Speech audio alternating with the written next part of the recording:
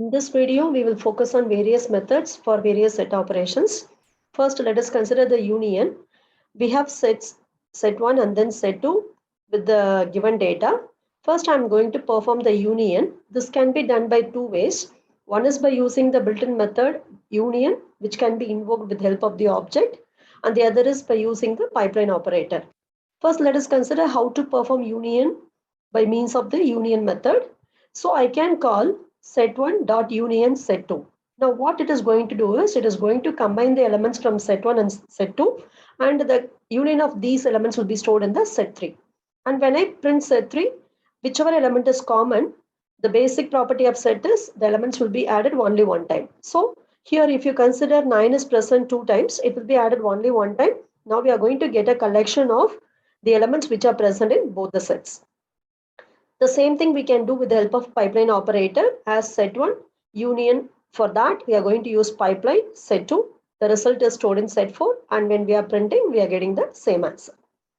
In set intersection, we are going to get common elements that are present in both the sets, and this can be done with the help of intersection method, and other method is by using the AND operator. So let's see how to do the set intersection. Set1 dot intersection of set2. Now it is going to give the common elements in both set1 and set2. So if we consider both the sets are having 9 as a common element, so that is printed as a set. And same thing when we do with the help of AND symbol, we are getting the same answer. And we can perform difference between two sets with the help of difference method or by using the subtraction operator. So here, when we call set1 dot difference set2, this is going to return the elements in set1 that are not present in the set 2. For example, let me consider set 1. It is having the element 1, which is not in set 2. So 1 will be printed. Next, 3. 3 is also not in set 2. So it will be printed. And 5 is not in set 2. That is printed. 7 also printed. If you consider 9 and 10, it is present in set 2. So they will not be printed. So the final answer is 1357. The same thing we can do with help of subtraction operator. When I call set2 dot difference set1, this is going to return the elements in set 2 that is not in set 1. For example, if you consider set 2, it is having totally 6 elements. Out of the 6 elements, 9 and 10 are present in the set 1. Remaining 4 elements are not present. So this is going to return 2, 4, 6, 8. But it can be written in any order because set is unordered collection. So we are getting 2, 4, 6, 8 in some order. Symmetric difference method is going to return the set of elements that are not present in both the sets. Or we can say that this is going to return a set excluding the intersection set. So consider set 1 and then set 2 with the help of these numbers.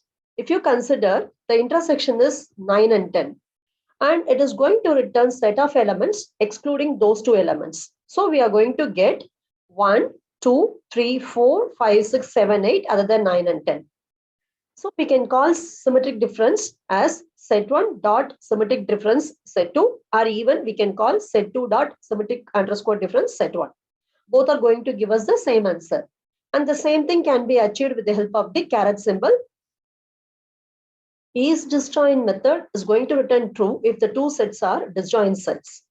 Two sets are said to be disjoint if they have no common elements. So consider set 1 and then set 2. If you consider with these elements, they have two common elements, 9 and 10. So if I call set1 dot is disjoint set2, since they contain common element, they are not disjoint set. So this will return false. Now let's consider set3, which is having two elements, 11 and 12. When I call set1 dot is disjoint set3, set1 and set3 are not having any common element. So they are said to be disjoint set. So we are getting the answer as true. And is subset method returns true if all the elements of the set are present in another set.